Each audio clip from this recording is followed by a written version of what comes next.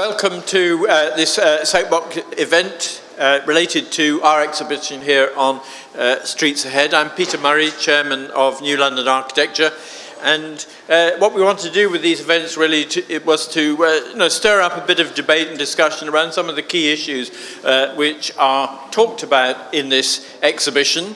The shape of the exhibition really is we look over there at the sort of background of a bit of history about roads in London, about what's been happening in the last decade or so. But this section of the exhibition is very much about the changing nature of roads in London, what on earth we're going to do to actually deal with the massive growth in movement of traffic, population, and the sorts of pressures which are going to be put on public space, pavement space, roads generally, when things like Crossrail actually hit us in 2018.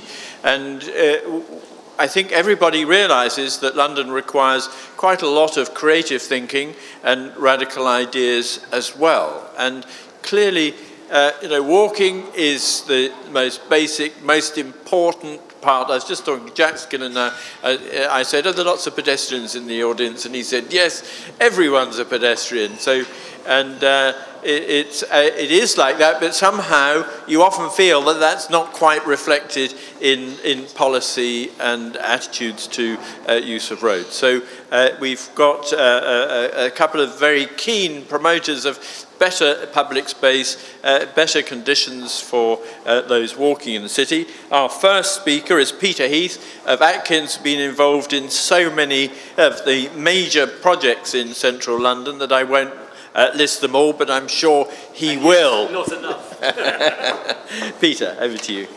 Thank you, Peter, and good day to all of you. Start with a warm-up question. How many people here, put your hands up, walked from home to where you work or where you were going, and from there to here today? I'm not alone. Very good, very impressive. Okay. As Peter's alluded, I've had a 30-year career in street improvement, public realm improvement, a lot of it in London, but all around the world. Sadly, on average, over that 30 years, I realised that I've done hundreds and hundreds of designs, and I get on average about 3 implemented a year if I'm lucky. That's not good enough, because every one of them has been aimed at the walking as well as the other modes that are interesting. And they're both public and private sector examples. Although I have to say that recently private sector is where most of the money has been coming recently for the projects that I've been involved in. So what should we be thinking about for the agenda for the next mayor? Some of you have seen things like one of the candidates saying Parliament Square should be pedestrianised like Trafalgar Square. Obviously, as I worked on Trafalgar Square and designed work for Parliament Square, many others did too, I hasten to add, after. I would support that. But, as we've heard, every transport mode involved in London contains a pedestrian all through their active life. So from very young, where they get taught how to cross roads, we hope, through to elderly and possibly mobility restricted people who have special difficulties or special needs. So the mayor needs to take to his heart this huge category of sustainable transportation mode, even more so than the previous 2 mayors. Because, and I'm sure that Sarah will have other data, update data, it used to be said, when I was working on Oxford Street, for example, trying to get it improved, that 11% of the population has mobility restrictions. That's not just people in wheelchairs or walking with a cane, like I've brought along today. It's everyone who might be either elderly, slow-moving, hampered by baggage. That will be me soon. I'm already a pensioner with a TfL potential free card for travel. So what is it we need from our London streets? What do we all want? It's the classic design-related firmness, commodity, and delight, which I would express as safety, convenience, and attractiveness for what our desires for streets. So it's not just movement, it's much more. And it is movement day and night. What can we do to make the case better than we have been? Increasingly, we're looking at evidence-based information, data, statistics, to try and win over the arguments and change the game away from the normal calculations of how to invest in a new railway, a new underground, a new bridge, an extra bus route, increased bus frequency. We're trying to look at ways to say, in a cost-benefit society way, the health of people walking more as a transport mode is saving the nation money from disease, from illness. It's promoting the economy. It's doing other things that are not easily costable, but with data we can get much closer to it. That should be an easy argument, but it hasn't been very successfully. Personally, I think we could settle for far more investment and resource time and thinking time and design time in the simplest of things. I've campaigned endlessly to reduce clutter on the streets. If you ask people who are blind or in wheelchairs or slow moving, or people like me who are probably concentrating on their iPhone too much, what is the worst thing about street design of an ordinary type? It's that things are in the way unnecessarily, that you walk into things, you trip over things. So decluttering, which only in the recent few years of TfL's existence has become an agenda item for certain things, like guard railing, has come onto the scene. That's good. Level surfaces, again, people with walking difficulties, people elderly, and ordinary people who increasingly use trolley luggage, and the neighbours who hear the clatter if you're in a residential area. We want level street surfaces. We don't want potholes everywhere, in carriageways as well as in footways. So those streets and spaces that are not getting the maintenance they deserve because of cuts and because of, let's face it, a less glamorous thing for councils and for TfL to do, perhaps, than it should be, need to be supported. So, what else have I got to say about what we should aspire to do? Well, I heard it here with one of the audience before the start.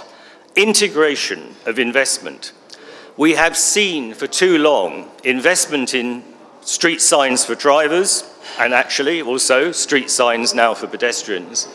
We've seen investment most recently and high profile and much needed in cycling. And these are topic-based titles. Even if the designers involved do actually know that they're living and working and designing for a better townscape, a better landscape, a better pedestrian environment, and not harming vehicle traffic necessary or unnecessary in the street. We're still too focused on single issues, not the integrated whole, to get the best benefit. Because what is it that we want out of our streets in London in particular, and it's not just central London, it's in the suburban areas, the high streets, in ordinary residential areas of mixed use, I would hope. We want places where we can move, walk, enjoy, learn, educate ourselves, where we can rest occasionally on the route, where we can recover, where we can gather, where we can think, we can orientate, we can enjoy ourselves. We want places that, in my early career in London Borough of Bromley, we would say clean and green places, and we want them sustained like that. But as I've said, pedestrians, all of us, come in a huge variety of needs and wants. Perhaps we want quiet way areas, like quiet way cycle experiment that is going on at the moment. So not just fast-moving commuters who work in the city, who want to get through the crowd like a fly half in a rugby match. We want to have places where people can stroll and feel comfortable strolling. We therefore don't always want to encourage mass crowding. And what are we seeing in London with growth of population and popularity and regeneration and economic investment, not least specifically some of the private investment, is we're focusing more and more footfall, irrespective of what happens about relieving some of that with Crossrail and other infrastructure and buses. So we do have to be aware that not everybody wants an intensely busy place all the time. But some people do, and some people want quiet places, perhaps to go and work, or just to think over things. So look at the accessories I have here today. my walking stick, which I can take apart and put in a bag, but I needed this when I sprained my ankle playing tennis. I'm slightly visually impaired, but not as much as needing this yet. But let's face it, diabetes 2 and other things causing increased numbers of people with vision impairment. This was given to me as a 6-week experiment with a totally blind person to go around with him to see what his life was like. Good design exercise. I'm an architect, so I carry lots of stuff. And this particular item is a particularly interesting one because it's the dreaded trolley. If I can only find the... You know the sort of thing? It's a small, lightweight handbag. All right? If it's a laptop in it, it's a bit heavier. But when it's out here, behind someone, it's a trip hazard. It's worse than one of those other physical obstructions that we see in the street. The growth in these has not been measured. But I bet most... How many people here have got one?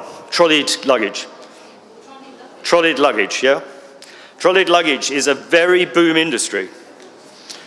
Okay, so what am I actually asking and thinking about in the future that we may have, apart from more investment, better integrated? It's always more money. That's what local government and government strategically says. The money I'm talking about is tiny for return. There are small scheme things and medium scheme things and large scale things which are nothing like 20 million a time that can do real good everywhere, and we need to see them better joined up. What we also need is to think about the air quality implications of moving rashly into only electric vehicles, perhaps, because one of the things that I think is a great place to go skiing, another place where I can get myself injured, is Zermatt. All electric vehicles, park and ride on the edge of the town. Train, old-fashioned train, to get you into the centre. People walk around in boots and skis and awkward luggage, and they have no fear except that the silent electric vehicles creep up behind them. But in Switzerland, as in so many other continental countries, good manners between drivers and pedestrians mean that there aren't conflicts. People are alert when they're walking around in that environment. We haven't yet got that culture. So that is a most important component of what we need to do. And finally, why has none of this been done sufficiently quickly enough? In my 30 years, many of these things were said 30 years ago by a few designers working in streets and spaces. It's not been lobbied and promoted, except here, perhaps in London, enough, with enough data and enough shock. Think about deaths and injuries in London each year. Compare it with something that we all feel appalled about, our service people dying in war. Far more people are dying unnecessarily because of the conflict between large numbers of metal vehicles and very much larger numbers of all of us who are walking.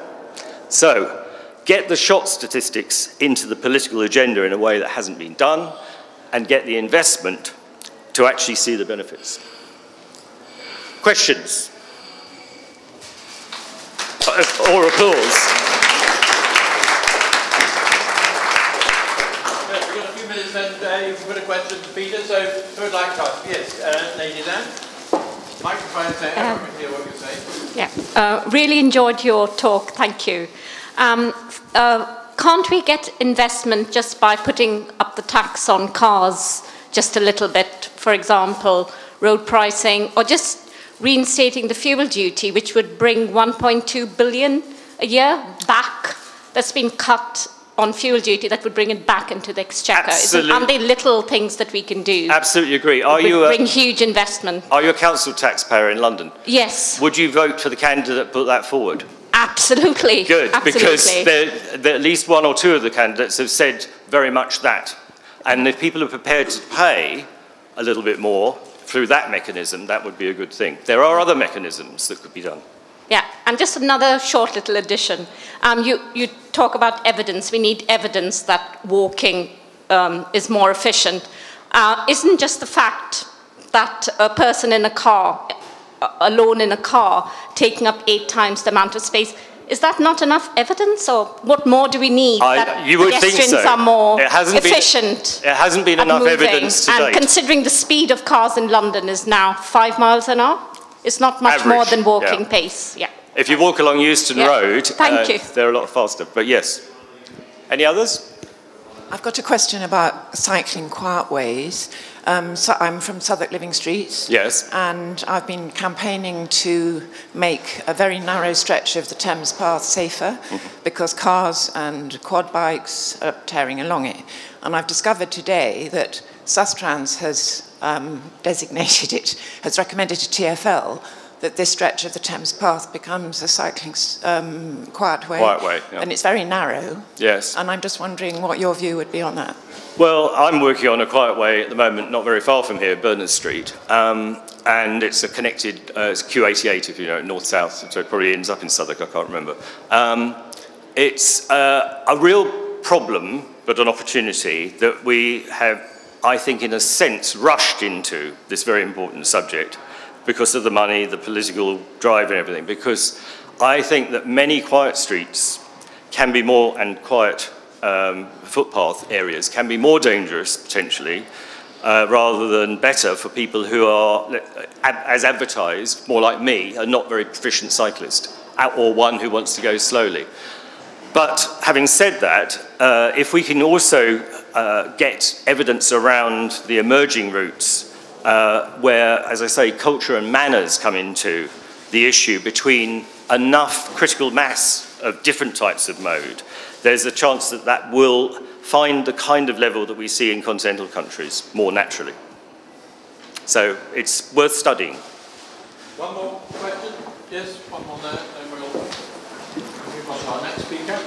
Hi. In terms of your people that are need smooth surfaces, please don't forget people with buggies, because if we're building far more houses in London, they're naturally going to want families, and we need smooth surfaces for that. And also in the past month, there's been a lot of talk about mental health in the news, and being encouraged to talk about it, and the power of walking to give people headspace, whether they're pushing a buggy or not, but especially as a new mum, pushing a buggy and walking really, really helps. All on my notes, but I didn't put them all over in the time available, sorry. Pregnant ladies as well, and children and elderly. I mean, I've had a lot of experience in the last 5 years, tragically, with my elderly mother, who was fit and able for most of her life, but then depended on me and walking, and had a limited lifestyle because she was in a rural area and very difficult to move around in a wheelchair on muddy tracks, for example. But yes. I mean, I think that, you know, we have in the toolkit now, I mean, we as citizens, we as designers, enough examples of things that work to make improvements that we don't need to struggle to prove innovative cases every time. Oxford Circus I was involved in is basically a crossroads, and we put the diagonal crossing in and the all red phase, and that can be replicated. It hasn't yet, but it could be replicated in many major crossroads with all the benefits that we've seen in the Oxford Circus. And it's been 4 years, 5 years now since that scheme. So I'm very keen to see more of those. Trafalgar Square, as I referred to, the north side pedestrianisation in 2003 was lucky, in a sense, because it came in with the congestion charge, but actually it worked against all expectation. So some squares and some extra streets that can be pedestrianised to link up, not universally necessarily, can make a massive difference with acceptable levels of disruption. So.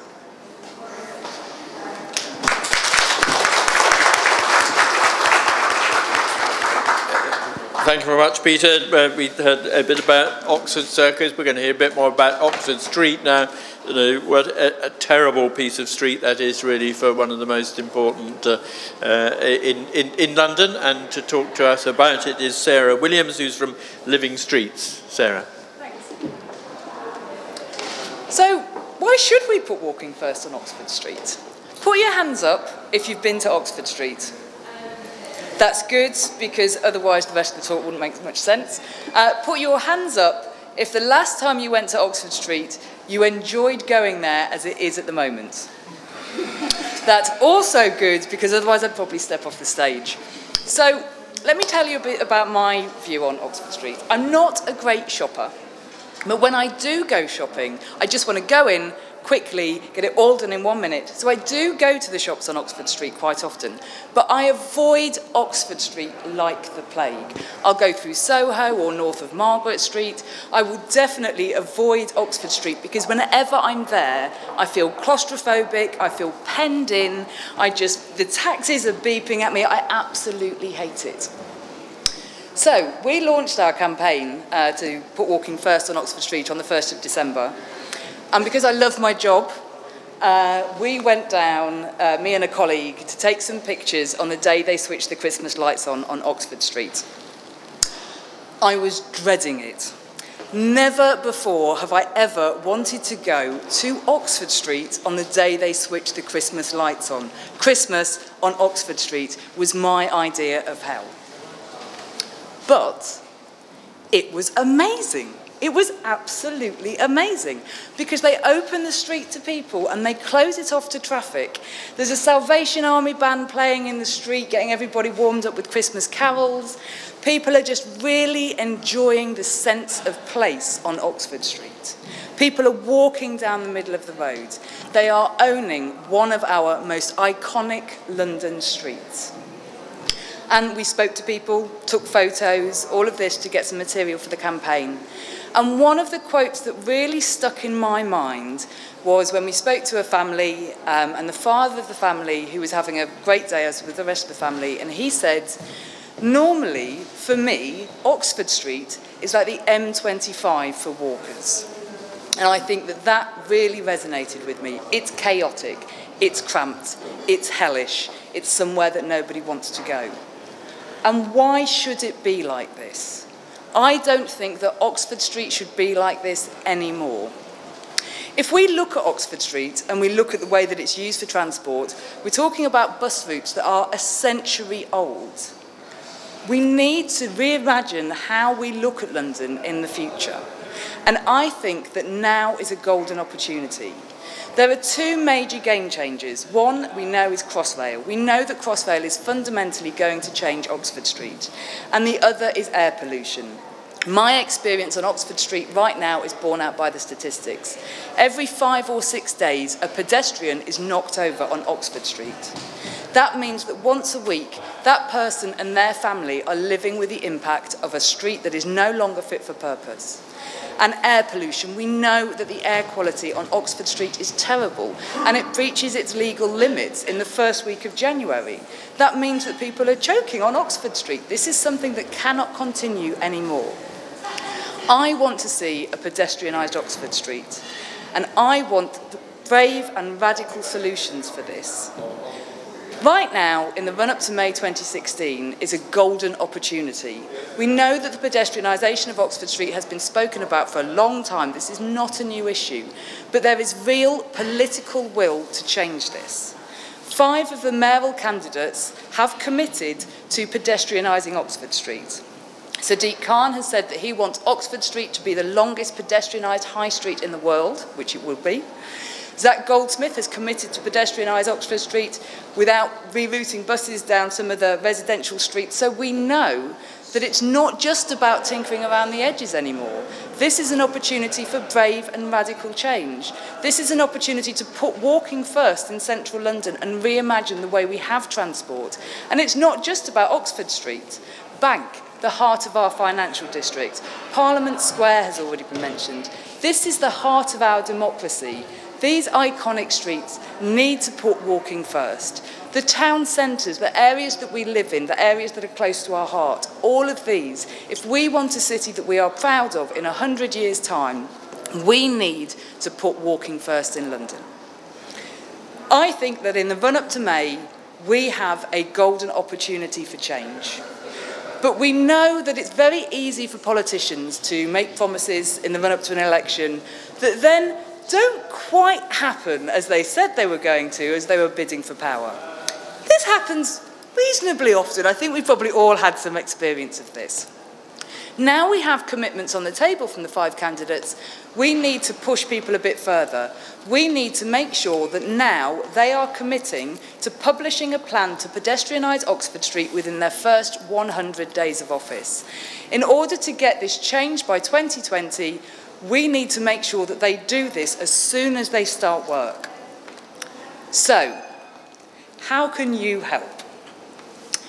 If you think that Oxford Street should be pedestrianised, if you think that we should put walking first on Oxford Street, put your hands up.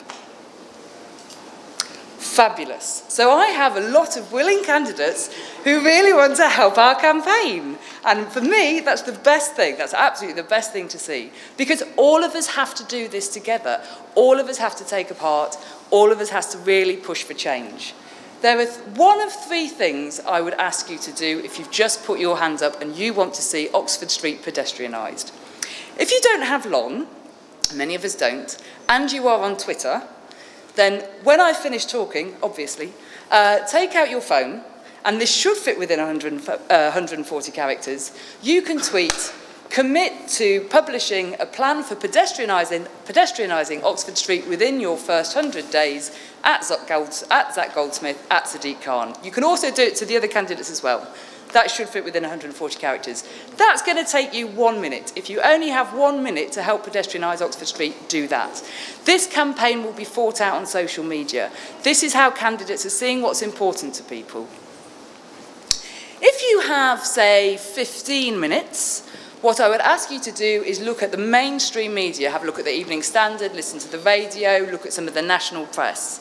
And when you see articles where you think, actually, I can put walking first here, I can call for the pedestrianisation of Oxford Street, then after you've read that letter, after you've read the article, I want you to write a letter. That's going to take you 15 minutes, maybe 20. And if you have a bit longer and you really want to take part, there are hustings. Hustings are taking place all over the place. There's one, I think, that's coming up on the 3rd or 4th of March. That's going to take maybe an evening of your time. You can ask a question in advance. Make sure that candidates are talking about walking in the run-up to May 2016. Make sure that they know that we know that the only way we're going to get a city that we are proud of is by putting walking first in London. Everybody, I would like you to do one of those three things. And if you want more information and advice, you are of course welcome to visit our website, which is livingstreet.org.uk/London, and you can find out a lot more there about our campaign to put walking first. Thank you. Any questions? Right, so we've got some time for questions. I'd like to ask some questions first, actually. I monitor HGV statistics from clocks, and so I see all the incidents between cyclists and also pedestrians. Every time a cyclist gets there's a KSI, it's all over the headline. Yeah.